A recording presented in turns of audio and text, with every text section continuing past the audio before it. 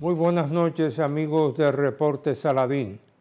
Aquí estamos como cada sábado a las 8 de la noche para hacer análisis y comentarios de actualidad y muy especialmente tomando en consideración los más altos intereses de la nación dominicana.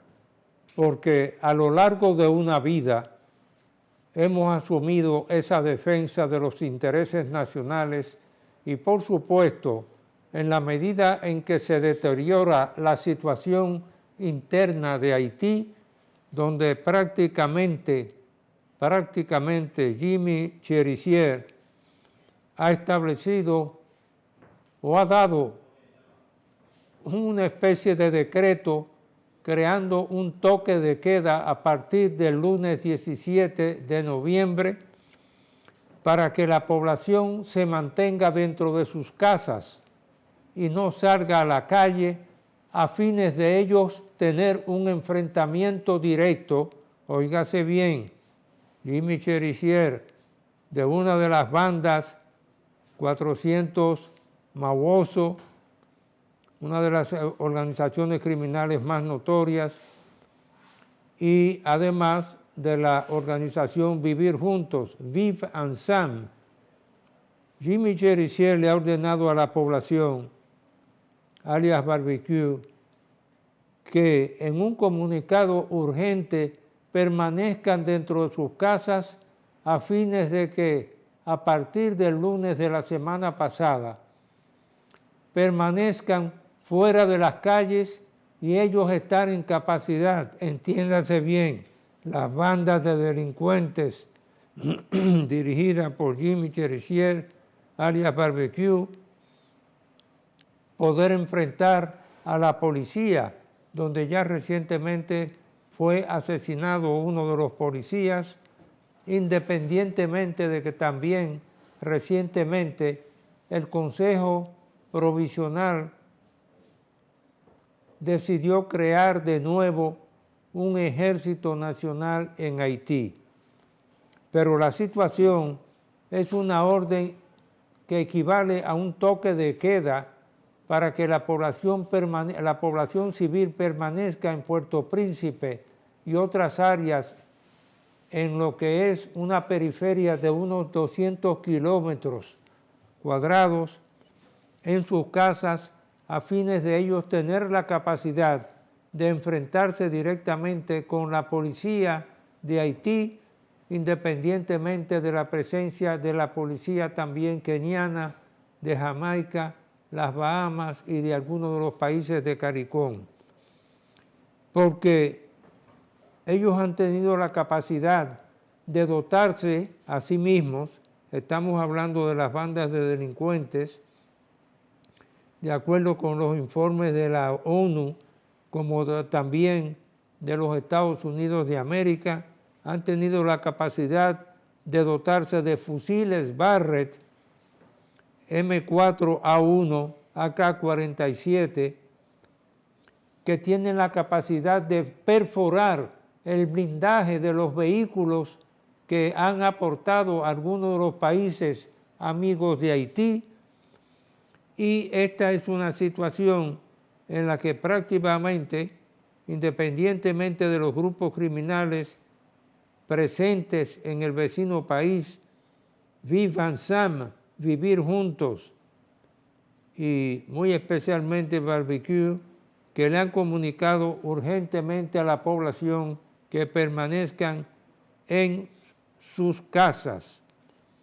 Inclusive, la noche del 13 de junio ocurrió algo en la sección de Tabarre, donde está la Embajada de los Estados Unidos de América, en que las bandas criminales tuvieron un enfrentamiento frontal con las tropas que cuidan, los marines que cuidan a la Embajada de los Estados Unidos de América, y fueron objeto de un asalto frontal por los presuntos pandilleros. Esas bandas no solo desafían a lo que es el gobierno provisional de Haití, sino también que ahora confrontan como lo decía uno de los artículos que circuló en la prensa nacional, a una potencia militar de carácter mundial que son los Estados Unidos de América. Porque cuando una de las embajadas de los Estados Unidos de América, que son protegidas casi siempre por los marines de ese país, es atacada, independientemente de si ocurre, no lo quiera Dios, una muerte, prácticamente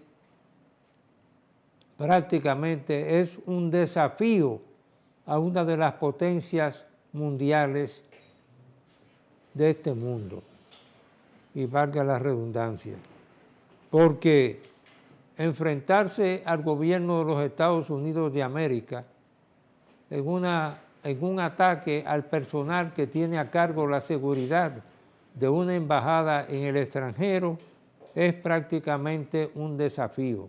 Inclusive hay episodios en la historia de Haití, como es el caso de alrededor de 1915, donde esa noche, por alguna razón, independientemente de quién ocupaba la presidencia, creo que era Guillaume Sam, esa noche fusilaron a algunos de los presos políticos y el presidente Sam se refugió en la legación de Francia. El hecho es que las masas entraron a la legación de Francia y prácticamente picotearon a sable y machete al entonces presidente de Haití, y esa noche el destructor Washington entró a la bahía de Puerto Príncipe y ocuparon Haití durante 34 años, de 1915 a 1934. Tuvo que ir personalmente el presidente de los Estados Unidos de América, Franklin Delano Roosevelt, para retirar a los marinos de Haití. Mientras tanto, tuvieron varios gobiernos de turno y lamentablemente esta es una situación en la que ya es un desafío a una de las potencias militares del mundo, independientemente de que la situación que hay en el Consejo de Seguridad y de que prácticamente es un desafío a los Estados Unidos de América. Independientemente también de esas informaciones que acabo de analizar y cómo precisamente han logrado introducir esas armas de alta potencia en el vecino país Haití y lo que esto significa para el reforzamiento de la seguridad en la frontera dominicana con Haití. Hay que mencionar que otro de los temas, y ahí están las publicaciones reiteradas de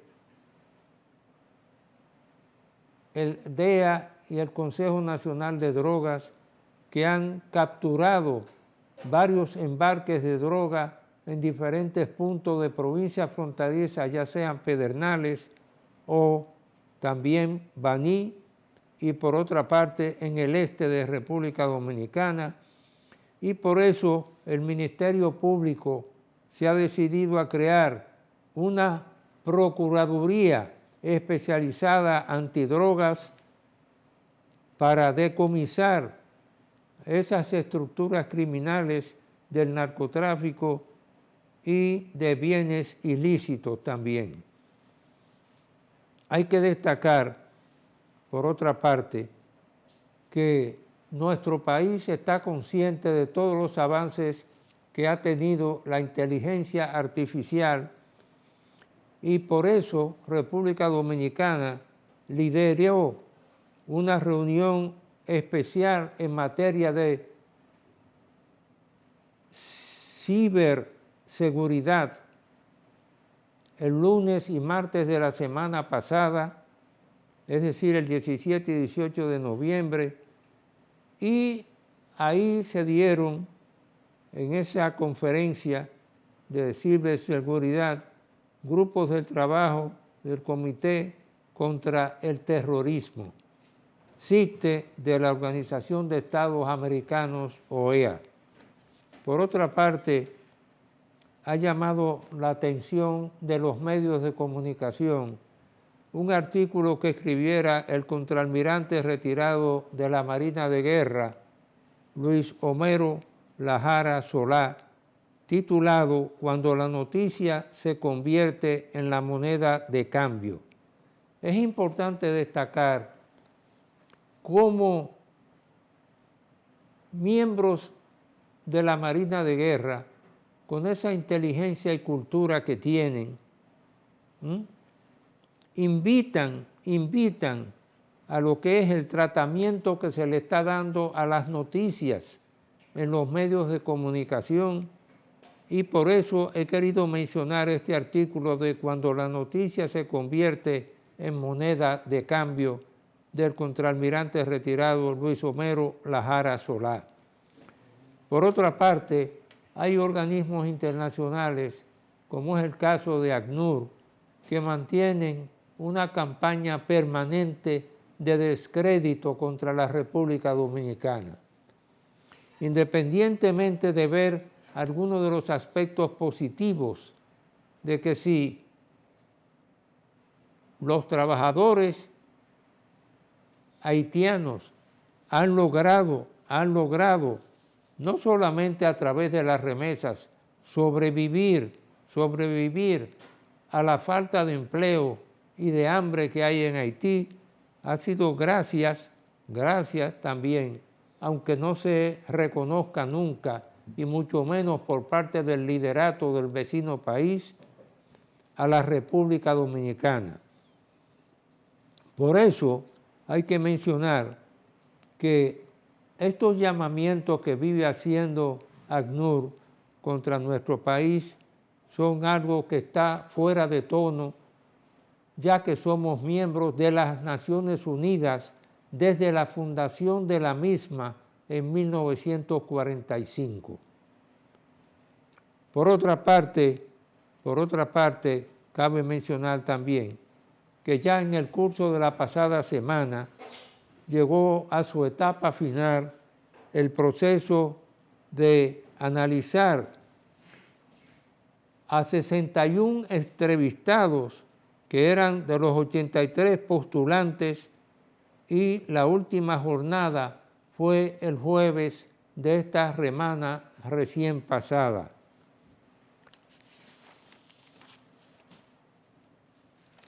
Es importante destacar también que ya el Consejo Provisional Presidencial de Haití decidió, adelantándose a los acontecimientos de la incapacidad que tenían de organizar unas elecciones en la fecha prevista, que era entre noviembre y febrero del próximo año, decidió convocar a elecciones presidenciales y legislativas para el 30 de agosto del año 2026.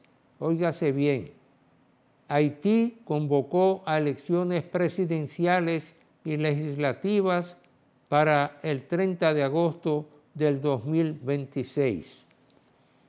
No puedo dejar de mencionar, porque es ya una tradición de la familia Corripio, elegir cada año a los miembros que la Fundación Corripio premia, que en este caso fueron de diferentes profesiones, lo destaco, pero los 5 galardonados fueron Jorge Hernández Díaz, el periodista Jairo Severino, Jorge Marte Báez, Edmundo Poy y el jurista Milton Rey Guevara. Muy merecido ese premio otorgado a esas personas por la Fundación Corripio.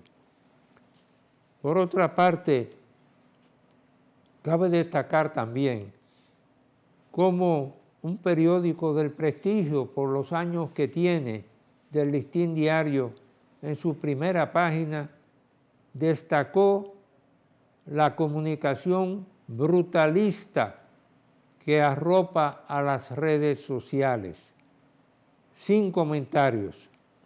Y por otra parte, que el Fondo Monetario Internacional demandó la ejecución del pacto eléctrico. Y hay que destacar que el sistema fiscal de República Dominicana necesita reformas para no seguir aumentando la pobreza. Este es un estudio del presupuesto sin pacto que analiza el proyecto de ley de presupuesto general del Estado para el año 2026 y que fue hecho por una profesional muy destacada de las Naciones Unidas. Y por otra parte, como es de conocimiento de los medios de comunicación, la ONU ha alentado a los Estados Unidos de América y Venezuela a ir al diálogo en la situación que confrontan actualmente. Hacemos una breve pausa y retornamos en unos instantes cuando vamos a tener como invitado especial al doctor José Ricardo Taveras, exdirector general de Migración de la República Dominicana. Breve pausa.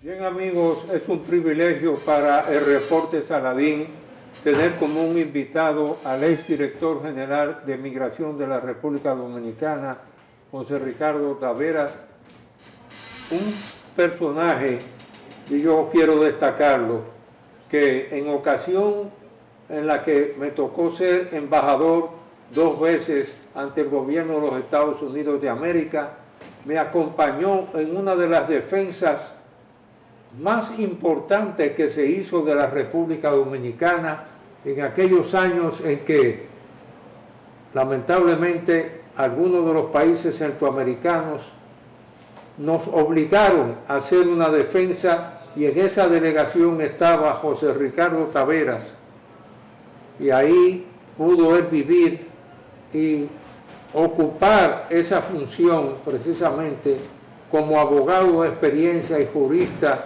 reconocido,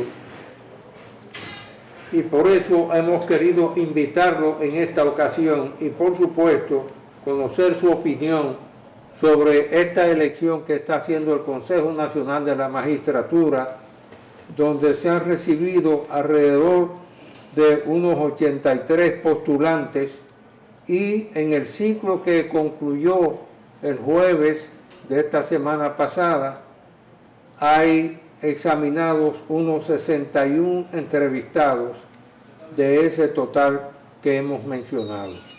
Quisiéramos conocer tu opinión sobre esta convocatoria del Consejo Nacional de la Magistratura.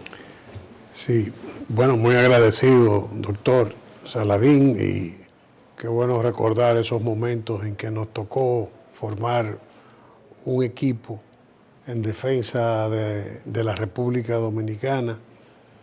Creo que en esa ocasión salieron mal parados los enemigos del país. Yo no sé si usted recuerda que los veedores de la sociedad civil, de las ONGs norteamericanas que estaban en la audiencia, comentaron delante del personal de la embajada: estamos perdidos, esta audiencia se perdió, porque el nivel de argumentación que tanto usted como embajador y nosotros hicimos fue fulminante.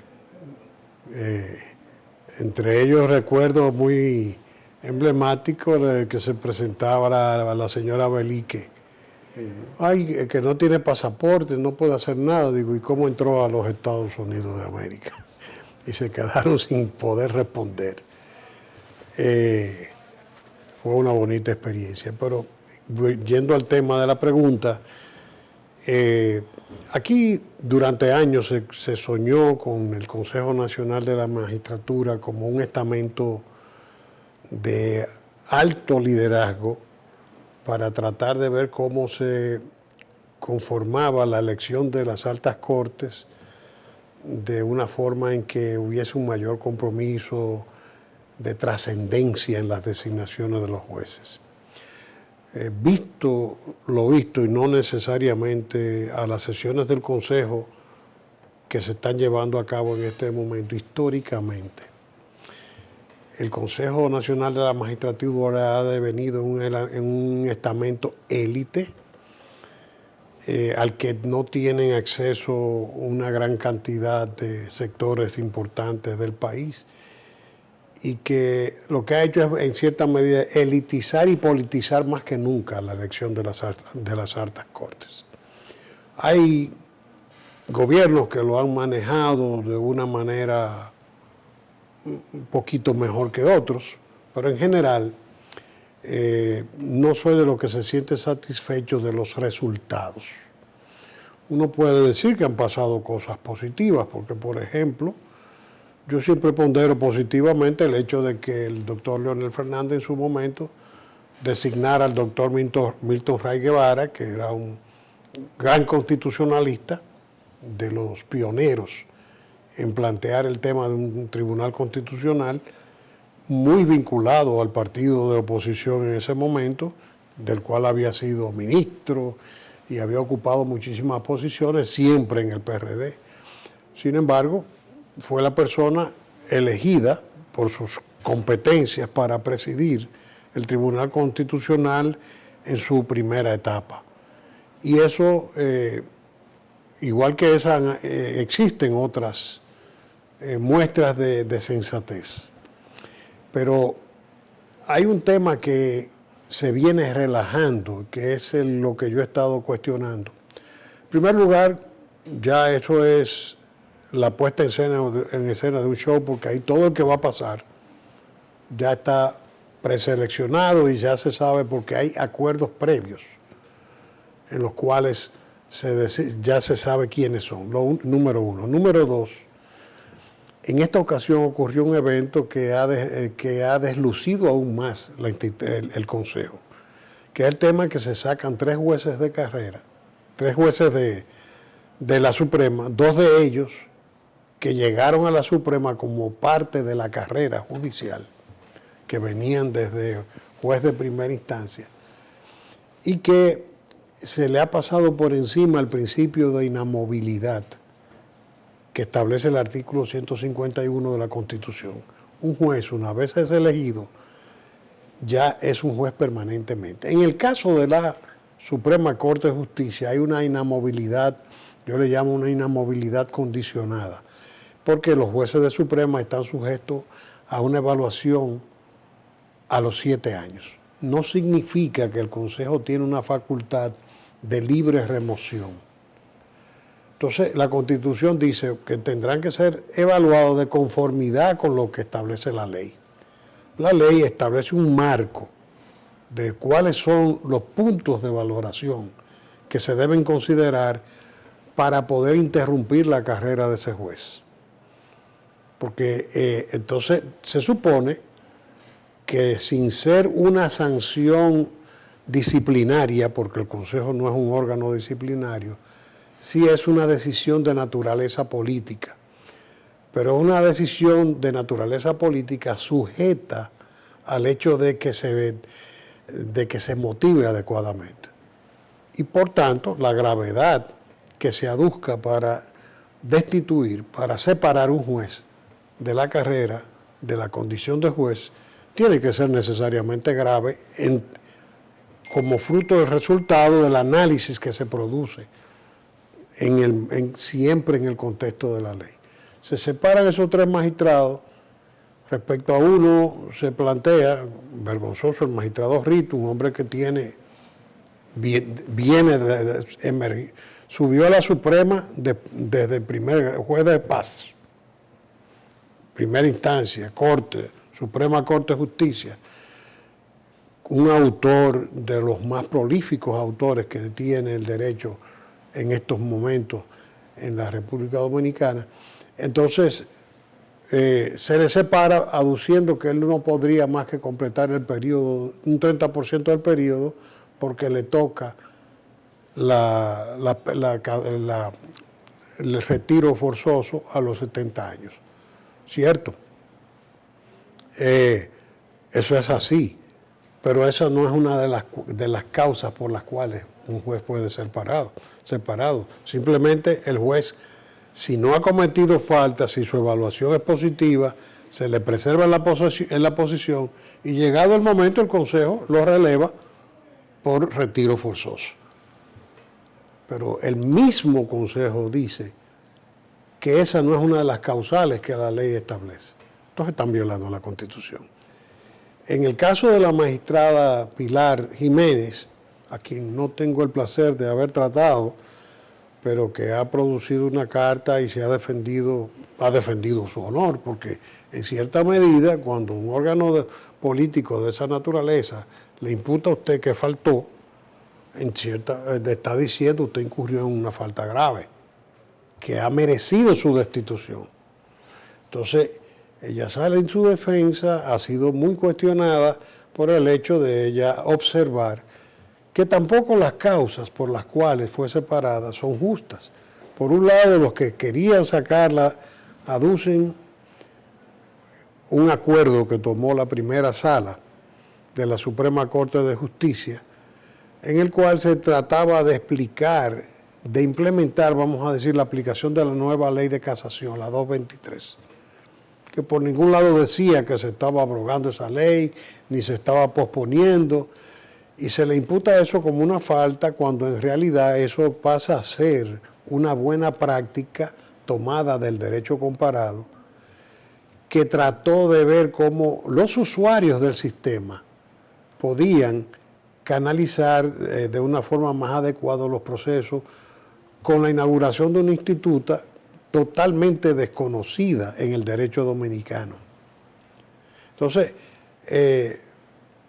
son errores que han manchado esta jornada de trabajo del Consejo Nacional de la Magistratura, que nosotros esperamos que de ellos se aprenda la lección, en el sentido de que el Consejo tiene que tomar conciencia del respeto por la inamovilidad y no seguir sacando, porque se sacaron ahora, y no estoy haciendo un juicio al gobierno, sino a la práctica que se ha hecho en todos los gobiernos, de ignorar los límites de las facultades y de los poderes del Consejo Nacional de la Magistratura. Yo quisiera escuchar su opinión en torno a la situación de la integración del Consejo Nacional de la Magistratura, porque aparentemente son 4 y 4, y por supuesto eso implica que en caso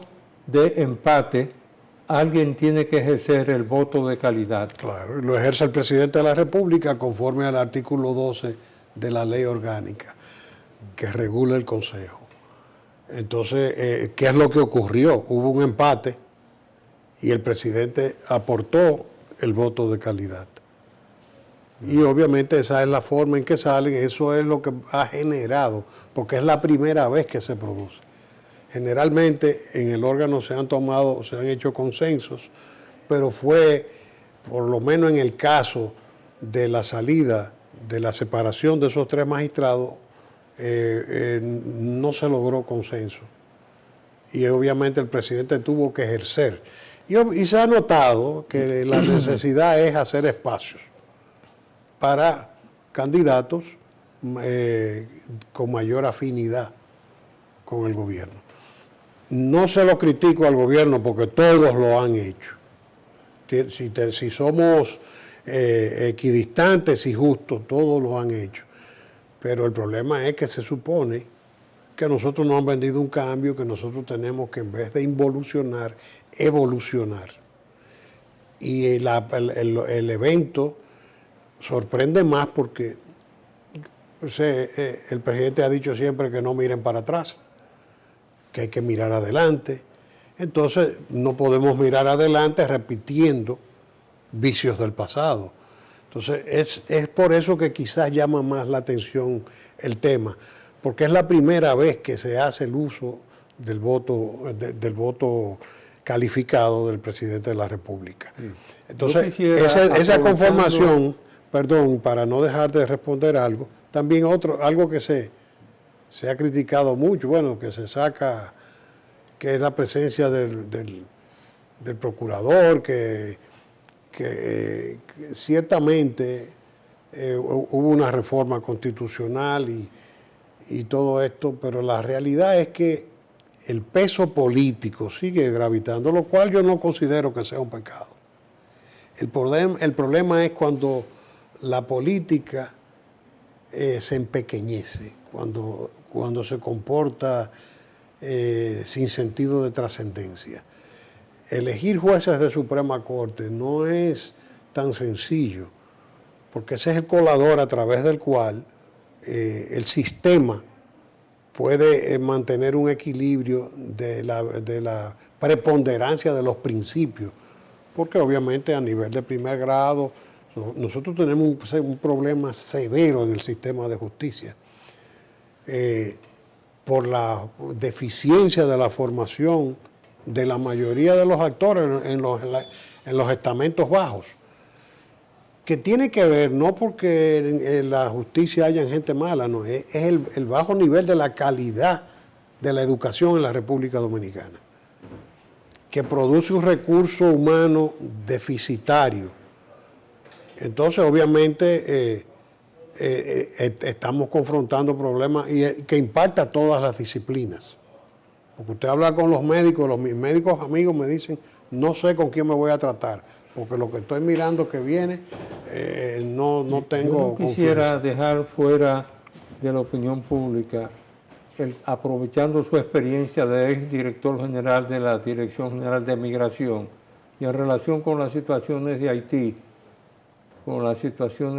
aunque sea brevemente, su opinión en relación con ese toque de queda que ordenó Barbecue en Haití a las familias que permanezcan a partir del lunes 17 de noviembre en sus hogares para que en las calles ellos puedan enfrentarse directamente con las armas que tienen a la policía de Haití. Sí, bueno, hay un refrán español que dice que los bienes del ausente están a merced del que está presente.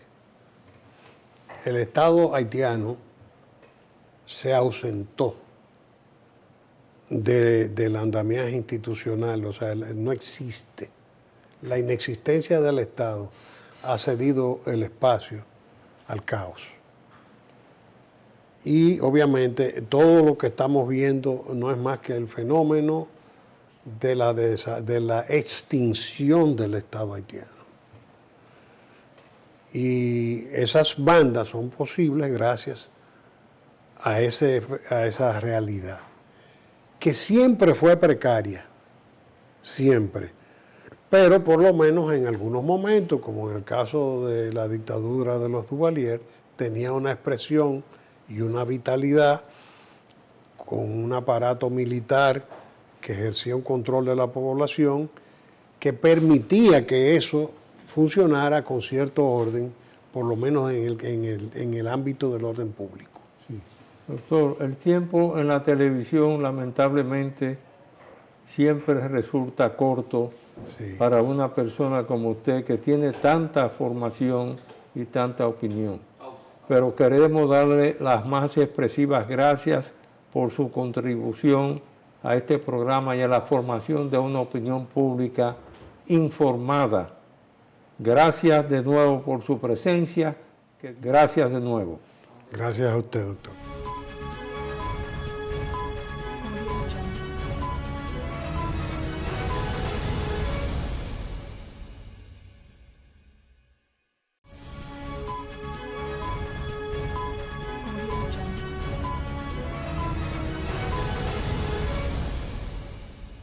Bien amigos, continuamos con el reporte Saladín.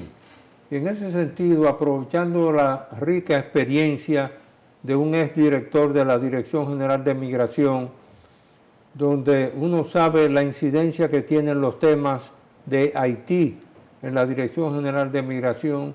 Quisiéramos conocer su opinión sobre ese toque de queda ordenado por Barbecue en Haití, ordenándole a la familia que a partir del 17 de noviembre no salgan a la calle para ellos poder enfrentarse directamente a la policía de Haití, independientemente de las armas poderosas que tienen, que son capaces de penetrar el blindaje de algunos de los equipos que tenía la policía de Haití. Sí. Hay un refrán español que dice que los bienes del ausente están a merced del que está presente. Y la expresión caótica de las bandas haitianas tiene mucho que ver con la ausencia o más bien la extinción del Estado haitiano. Al extinguirse el Estado haitiano, que siempre fue de un nivel de institucionalidad precaria, pero que por lo menos en algunos momentos tuvo alguna expresión de firmeza militar, como la que pudo sostener durante el régimen de los Duvalier, que había todavía un aparato militar que garantizaba por lo menos el orden público. Eso al margen del aparato político de los tontón macuts. Era una sociedad gobernada desde la firmeza de una dictadura sin escrúpulos. Eso pues obviamente garantizaba que Haití no fuera una piedra de escándalo de ningún tipo. Y desaparecido el gobierno de los Duvalier, mientras ya se resquebraja el tema, porque se trata de evolucionar a un Estado democrático, pero habían unas Fuerzas Armadas. Y había una situación que también llegó a meritar varias intervenciones de las Fuerzas Armadas, derrocamientos de gobierno, etcétera, a través de los cuales se fue comenzando a deteriorar el tema de la institucionalidad y a expresarse la inviabilidad de un futuro democrático para Haití. A los poderes de la tierra se le ocurrió destruir las Fuerzas Armadas, desaparecer las Fuerzas Armadas. Y obviamente en un Estado como Haití, como en cualquier otro tipo de Estado, sin Fuerzas Armadas es complejo hablar de la articulación de un aparato estatal, a menos que sean estados articulados de un modo tal, de un nivel de evolución de su ciudadanía, como usted puede decir que estamos hablando de Suiza, que tiene su aparato militar, es su propia ciudadanía, que los pertrechos militares están en las casas de los ciudadanos suizos, ya eso es otra cosa.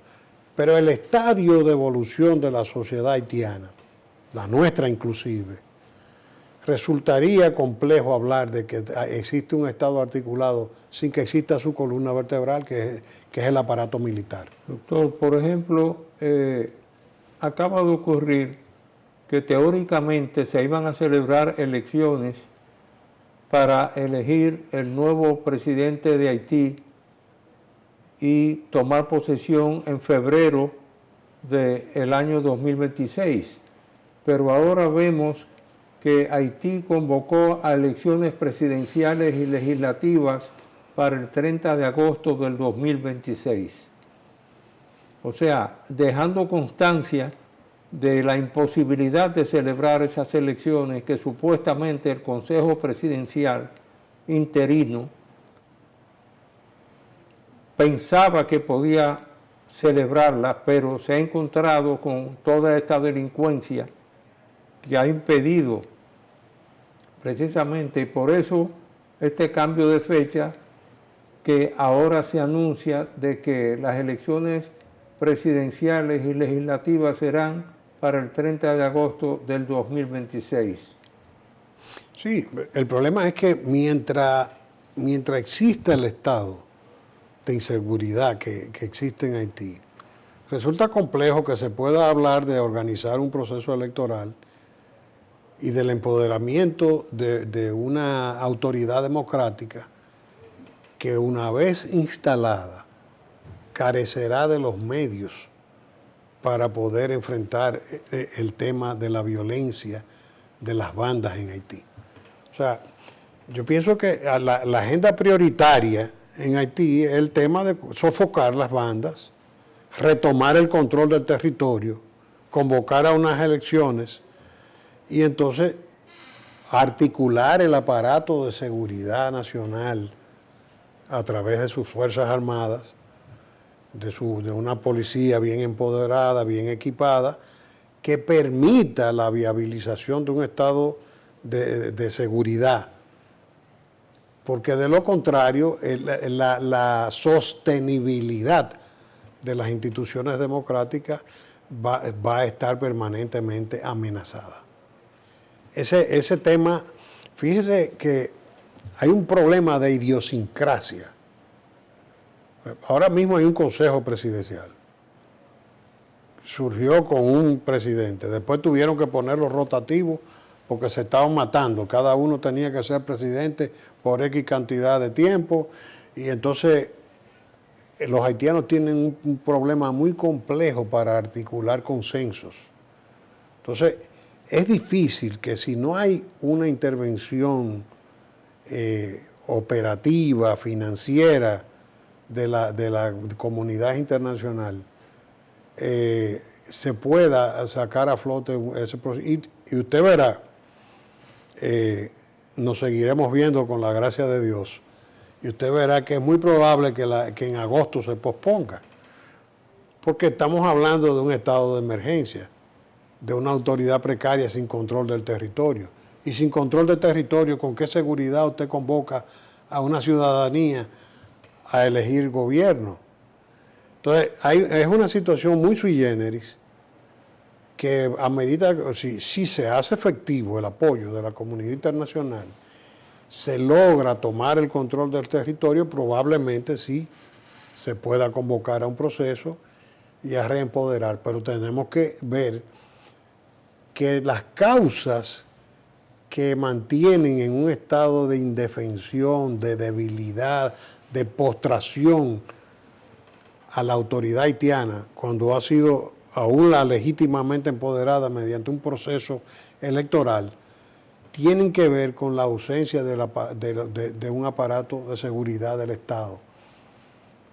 Y ese tipo de medidas se anuncian, se dicen, hace tiempo que se vienen trabajando, pero en la práctica no está funcionando. O sea, hay que tomar una medida. Yo soy de los que creo que nada de eso va a funcionar en Haití, que podremos hacer unas elecciones en febrero, en agosto o cuando fuere, y tendremos siempre razones para ver diluirse esos esfuerzos. Ahora, ¿por qué no tengo esperanza? Bueno, por la incapacidad de ellos de concertar, por la ausencia de institucionalidades de seguridad nacional, de un ejército propiamente para sostener el Estado haitiano, por la indefensión financiera también. Usted sabe que tenemos décadas lo que hemos abordado este tema, y usted es uno de los estandartes más importantes, hablando de la necesidad de un pequeño plan Marshall para Haití. Y la comunidad internacional no tiene absolutamente ningún tipo de interés en Haití. Mientras no se conjuguen una serie de elementos de ese tipo, que para mí, desde mi punto de vista, tienen que pasar por un estatuto, una especie de estatuto de fideicomiso, que contraría el Estatuto de Naciones Unidas, porque un Estado miembro no puede ser un Estado fideicomitido, pero habría que ver hasta qué punto Haití realmente es un Estado miembro, si su Estado se erosionó y se desboronó. O sea, eso es cuestión de sentar unos cuantos juristas, buscarle una vuelta, para que de alguna manera una autoridad más o menos de ese perfil pueda hacer un plan de mediano y largo plazo para estabilizar la economía, las instituciones e ir entregando gradualmente a los haitianos el control de su destino mediante un proceso que tiene necesariamente que ser de mediano y largo plazo. Eso no se va a conseguir con miles de ONGs recibiendo miles de millones de dólares de apoyo atomizados que no impactan nunca a la sociedad haitiana. Y la víctima en el plano internacional de esa desgracia es la República Dominicana. De ahí es que yo siempre he dicho, y no quiero perder la oportunidad de decirlo en presencia suya, que el Estado Dominicano tiene que tomar medidas heroicas y comprender que si bien Haití es un problema internacional, la solución de la repercusión de ese problema en la República Dominicana tiene que ver por la toma de decisiones de política interior. O sea, el tema de nosotros es hacer efectiva la frontera, la seguridad de la frontera, hacerla efectiva y hacer efectiva también la seguridad de la frontera jurídica. O sea, en vez de migración andar recogiendo haitianos en la calle, bueno, no. Penalizando a los empresarios que están contratando mano de obra haitiana, al margen de la ley, porque nunca nos hemos nunca nos hemos opuesto a que venga mano de obra haitiana, siempre y cuando se haga conforme a la ley, que se puede, porque tal como usted lo dice, yo tuve la experiencia de dirigir a migración y llegué con el ingeniero Barahona a trabajar 2 zafras, buscando a los trabajadores en Haití, trayéndolos y volviéndolos a llevar, cumpliendo al pie de la letra con todo eso. Y lo mismo hicimos con una empresa bananera que se llama Quinta Pasadena. O sea, que se puede. Definitivamente es posible y lo que esperemos que la comunidad internacional juegue su papel. Bueno, con esa expectativa y sobre todo porque hasta ahora las señales que han dado, que ha emitido el Consejo de Seguridad de las Naciones Unidas, es de que no se han logrado los consensos para provocar una decisión sobre qué tipo, lo acabas de mencionar, independientemente de cómo se bautice, pero tendría que ser un régimen parecido a lo que es un fideicomiso. Un fideicomiso. Pero queremos, sí, a este nivel, darte las más expresivas gracias por tu contribución a la opinión pública y, por supuesto, reiterar que este programa está abierto, el Reporte Saladín, a tu participación futura también, porque tu opinión tiene mucho peso en la opinión pública en nuestro país y sobre todo yo que fui testigo de la defensa que hicimos en una ocasión en el mismo Washington,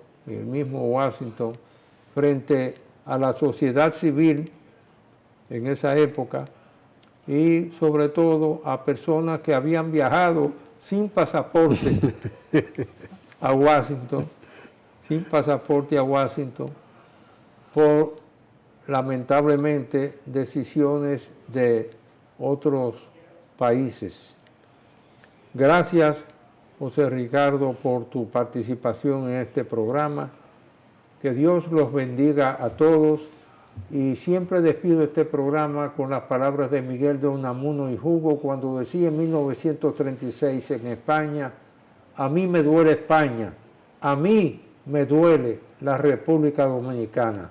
Que Dios los bendiga a todos y que Dios bendiga a nuestro querido invitado. Muchas gracias, doctor. Un honor.